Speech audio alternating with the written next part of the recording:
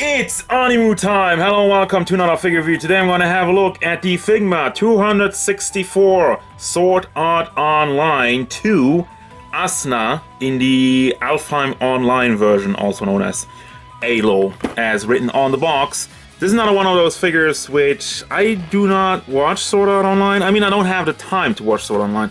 I've seen some clips, it looks cool, it looks fun. Maybe I'll get around doing it, but as of right now, I really just got this figure. I think it's really looking good, and I've seen it on Ami at a reduced price, so I was like, alright, let's do it.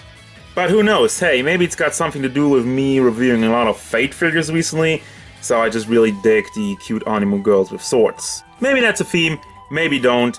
But we're gonna have a look at size first of this figure. She stands at about 13.5 centimeters to the top of her head, which means a little shy of 5.5 inches. Now, overall look in detail of the figure. Lots of blue. Very, very much lots of blue. First of all, the eyes. You got your animu eyes. I mean, they don't fail with that. They definitely don't fail with that. It really looks like straight out of the anime. As for the hair, it's very nicely molded. Doesn't really have any shading, so it looks kind of bland, but it's such a nice and vibrant color that I don't really mind it.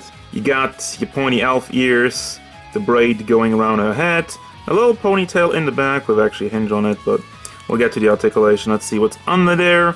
Not much in the back, except for this little sign over here.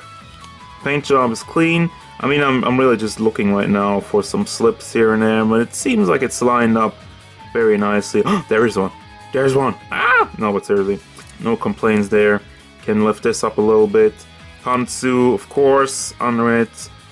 You got the rope going down. Once again, paint job. I'm just looking over here. It's very clean. I'm impressed. Good job, Figma. And the boots, which have some kind of stars on it, that reminds me of Kill la Kill. It's a 2-star uniform, or well, it's a 1-star. 1-star per boot. The boots have the stars, those are the uniform. Haha! For the articulation, first of all, the most interesting part is the hair. I thought you just had the ponytail moving up, but no, it's actually this entire piece, which you can move up and down. You can slide it a little bit to the side, but it's obviously blocked by the braid and the rest of the hair. The head itself has the same flat ball hinge in there, so moves back very, very nicely actually, and moves forward as well. And the rest of the hair is soft plastic, by the way, so that will bend, will not hinder your progress at all.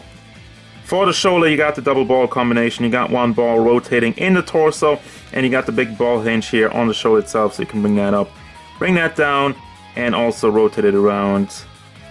You got a single hinge in the elbow, a ball hinge in the fist, moves up and down, and all the way around. Torso articulation, at first it looks like there isn't anything, but it's probably just on a ball. Get some decent motion. The most important part to me is that you don't get any gaps, and you still get some, like I was saying, decent articulation out of it. Down here I want to start off with the rope, which is on ball hinges. You can move that to the back, can move it up, can't really move it inside because of the way how it's shaped, the way how it's molded, obviously. And as a result, it's kind of limiting the legs, but you also have the skirt, which is soft plastic. It is cut in the middle, so you can bring it outside a little bit, but it's fairly thick. Like, you see all the layers in there. So for the leg articulation, it does go up, but it's immediately kind of pulled down by the skirt, unfortunately. It does go out to the side, and it doesn't really go back because you have the entire rope, and you can't really... Can bring that up, let's see. No, it's not really corroborating there. And of course, because it's on a ball, you can rotate it around over here, no problem with that. Got a single hinge in the knee and the foot. Let's see if the boot rotates around. Nope. Got the foot on a ball hinge again, goes back and forth, and can rotate it outside a little bit. Always in an angle, of course, because it's just packed in like that. And then you got the articulation. Yay! Now for the accessories, there's a couple of things to choose from. I want to start off with your faces. You got the nice elf ears and smiling face, kind of a mischievous face, and a yelling face looking to the side. Man, I'm really digging the eyes.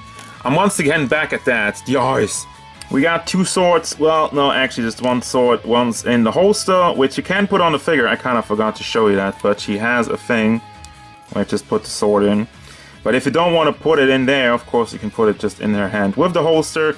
And if you just want to have the holster, you can take this off and you just have the holster and you put that on the figure. And then you put the real sword on the figure. I just want to say I love the paint job, and that's really like the thing. It's really like the thing with this entire figure. I love the combination of this silver, metallic, and the light blue in the handle. It just looks super nice, man. You got your magic wand, actually just a wooden stick with a leaf on it. And of course you got a couple of hands, you got the open hands.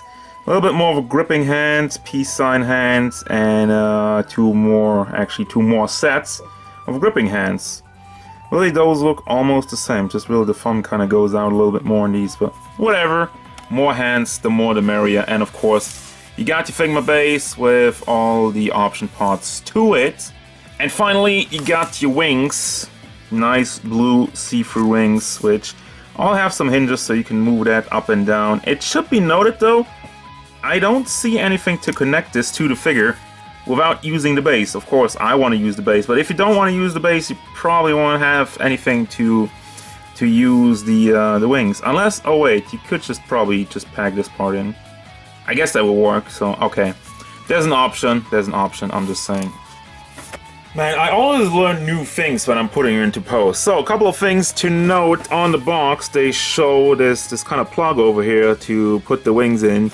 But I looked in the box everywhere and I can't find anything, so I'm standing with what I said before. I think you can only put it in if you have the base, or at least if you have this piece. And the other thing is that over here we have a little piece of the outfit, which is actually floaty. You can move that around with your hand, so it will kind of line up nicely.